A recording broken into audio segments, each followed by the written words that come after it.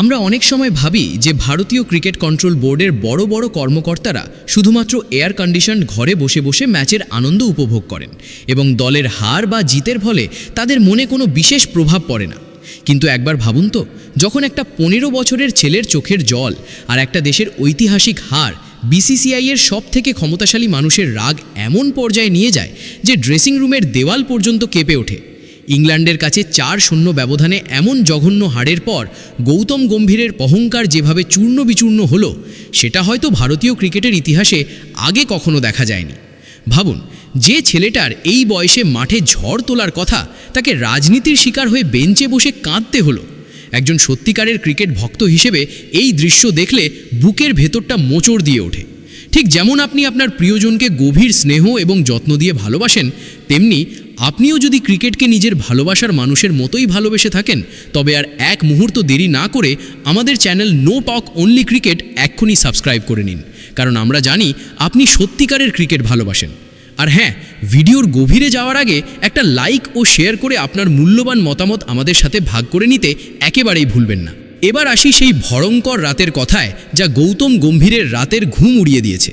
যদি আপনারও এমনটা মনে হয়ে থাকে যে ক্রিকেটের ময়দানে কোচ এবং অধিনায়ক তাদের নিজেদের ইচ্ছা খুশি মতো যা খুশি তাই করতে পারেন এবং তাদের কোনো ভুল সিদ্ধান্তের ওপর প্রশ্ন তোলার মতো কেউ নেই, তবে আজ ভারতীয় ক্রিকেটের অন্দরমহল থেকে এমন এক হাড় হিম করা খবর সামনে এসেছে যা আপনার এই চিন্তাভাবনাকে চিরকালের জন্য বদলে দেবে।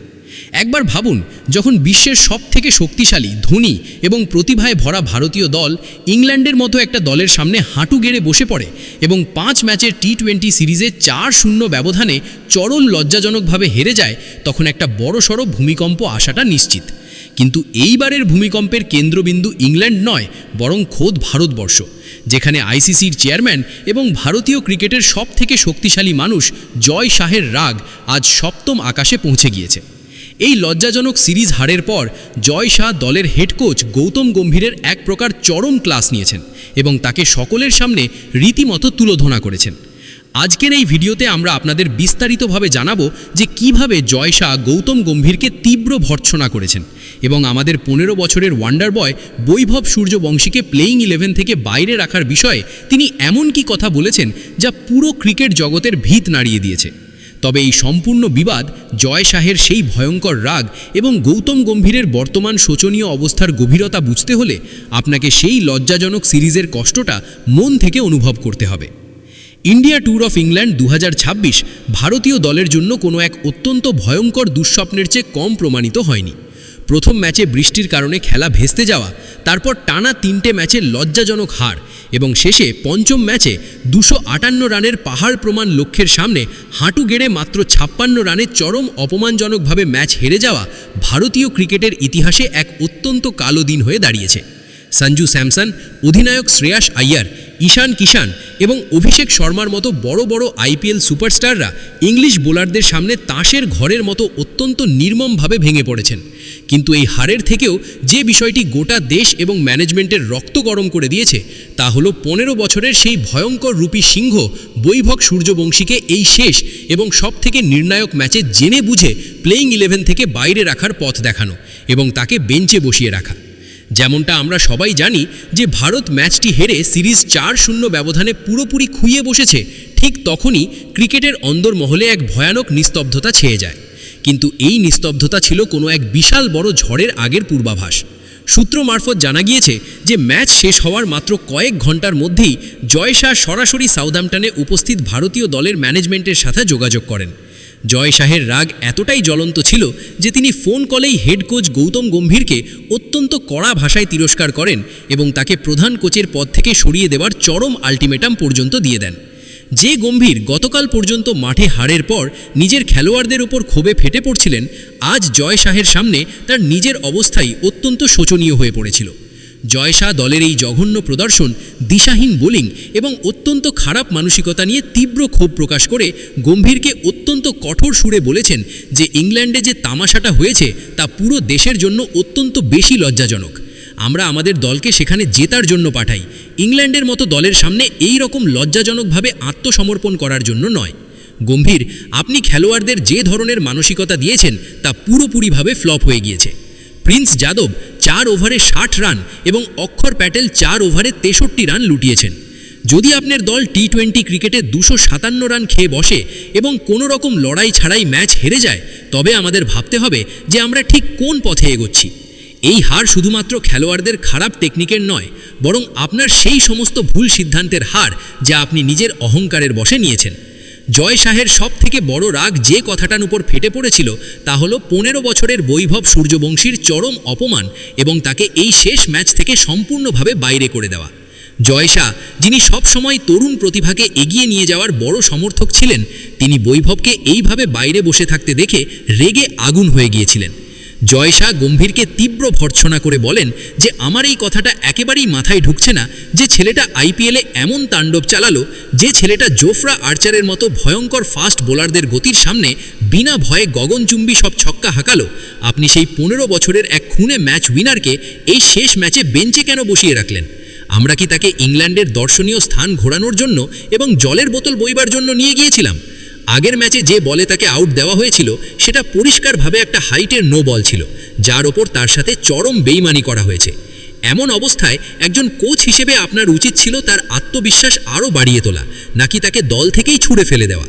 জয় শাহ এখানেই থেমে যাননি। তিনি গম্ভীরের সমস্ত নীতি এবং তার কোচিং স্টাইলের ওপর সরাসরি বড়সড় প্রশ্নচিহ্ন ঝুলিয়ে দিয়ে এমন কিছু কথা বলেছেন যা শুনলে আপনারও রাতের ঘুম উড়ে যাবে। জয় শাহ অত্যন্ত ভারী এবং রাগী গলায় গৌতম গম্ভীরকে স্মরণ করিয়ে দেন যে টি-20 ক্রিকেট এখন আর কোনো পুরনো চিন্তাধারায় চলে না।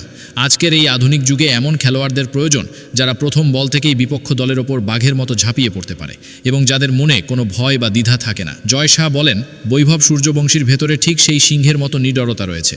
যখন আমাদের টপ অর্ডারের তথাকথিত বড় ব্যাটসম্যানরা রান করার জন্য মাঠের মধ্যে রীতিমতো সংগ্রাম করছিল, তখন 15 বছরের ওই প্রতিভাবান ছেলেটা ড্রেসিং রুমে বসে চোখের জল ফেলছিল। আপনি এমন এক বিরল প্রতিভার আত্মবিশ্বাস ভেঙে দেওয়ার চরম ভুল করেছেন যে একা হাতে যে কোনো সময় ম্যাচের মোড় ঘুরিয়ে দেওয়ার ক্ষমতা রাখে। যদি আপনি ফর্মে থাকা তরুণ ছেলেদের এইভাবে সুযোগ না দিয়ে দলের ভেতরে এমন নোংরা রাজনীতি চালিয়ে যান, তবে ভবিষ্যতে এর চেয়েও বড় এবং লজ্জাজনক হারের মুখোমুখি হতে হবে। জয় শাহ সোজা কথায় গম্ভীরকে জানিয়ে দেন যে যদি আগামী ম্যাচগুলোতে এই মানসিকতার পরিবর্তন না ঘটে, তবে তিনি এক মুহূর্তও দেরি না করে তাকে প্রধান কোচের পদ থেকে বরখাস্ত করবেন এবং টি-20 দলের পুরো দায়িত্ব রোহিত শর্মা বা মহেন্দ্র সিং ধোনির মতো কোনো অভিজ্ঞ এবং ভরসাযোগ্য মানুষের হাতে তুলে দেবেন। একবার চোখ বন্ধ করে সেই থমথমে মুহূর্তটার কথা কল্পনা করুন, যখন জয় শাহের মতো একজন ক্ষমতাশালী ব্যক্তি গৌতম গম্ভীরের মতো একজন দাপুটে এবং কড়া কোচকে এইভাবে সকলের সামনে তুলোধনা করছেন। গম্ভীরের কাছে জয় শাহের এই ধারালো এবং তীক্ষ্ণ প্রশ্নগুলোর কোনো উত্তর ছিল না, কারণ গম্ভীর নিজেও কোথাও না কোথাও খুব গভীরভাবে জানেন যে বৈভবকে ওই নির্ণায়ক ম্যাচে বাইরে বসানো